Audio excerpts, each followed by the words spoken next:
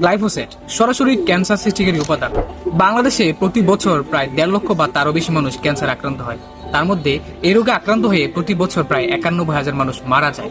গ্লাইফোসেটের মতো এই ভয়াবহ উপাদানটি আমাদের দেশে কৃষকরা না বুঝে এলোপাথারি ভাবে আগাছানাশক হিসেবে জমিতে প্রয়োগ করতেছেন, ফলে সে নিজে হুমকির মুখে পড়ছেন।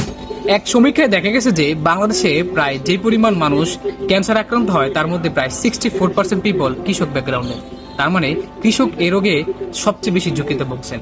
আপনি যদি একজন কৃষক হন অথবা কৃষি উদ্যোক্তা হন, অবশ্যই আপনার নিকটস্থ কৃষি কর্মকর্তা অথবা উপসহকারী কৃষি কর্মকর্তার পরামর্শ নিয়ে ফসল ফলাবেন। এতে আপনি নিজেও সুস্থ থাকবেন, অপরকে সুস্থ রাখতে পারবেন। মনে রাখবেন, স্বাস্থ্যই সকল সুখের মূল। আপনি যদি সুস্থ থাকেন, আপনার পরিবার সুস্থ থাকবে। আপনার পরিবার যদি সুস্থ থাকে, তাহলে একটি সমাজ সুস্থ থাকবে। আর একটি সমাজ সুস্থ থাকলে একটি জাতি সুস্থ থাকবে।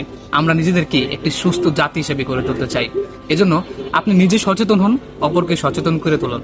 ভালো থাকবেন, সুস্থ থাকবেন, রিলায়েবলের সাথে থাকবেন। আল্লাহ হাফেজ।